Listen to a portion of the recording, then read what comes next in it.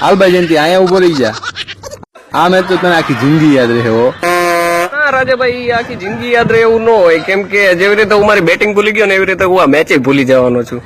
મતલબ ઉપાધિ જેવું નથી તને કઈ? ના, આમાં ઉપાધિ જેવું કઈ ન હોય, કેમ કે ઉપાધિ એને હોય જેને મેચ જીતવાની ચડ હોય. એટલે તારું કહેવાનું એવું થાય છે કે તને મેચ જીતવાની કોઈ ચડ જ નથી? ના, એમાં એવું છે કે પછી મેચ જીતીને પછી અંગ્રેજીમાં સવાલ પૂછે ને ત્યાં બધાને વાંધો પડે છે.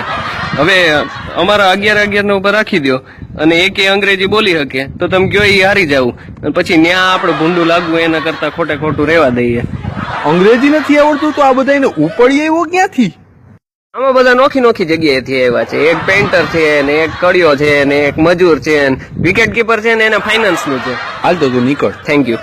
અમને તો જો આવાજ ભટકાતા હોય છે, કોણ જાણે ક્યાંથી આવી જતા છે. હવે આવી રહ્યો છે પાકિસ્તાનની પથ્થારી ફેરવવા વાળો આપણો રાજકોટનો અનુષ્કાનો ઘરવાળો ભૂરો.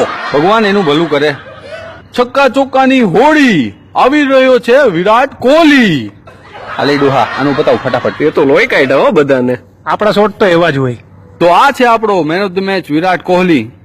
એલા સ્પ્રે તો આપી દે. કાલે ડોહા તારે કઈ દેવાનું થાય છે? તને તો ઘણું બધું આપવાનું છે, પણ તે મને ડોહો કાકી દો. સોરી ડોહા. ચોરી વોરી નહીં.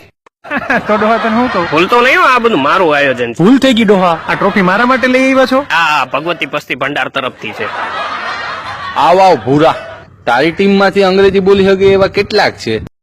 અરે અમારી ટીમ વાળાની હું તમને વાત કરું, બધાય બહુ હોશિયાર છે.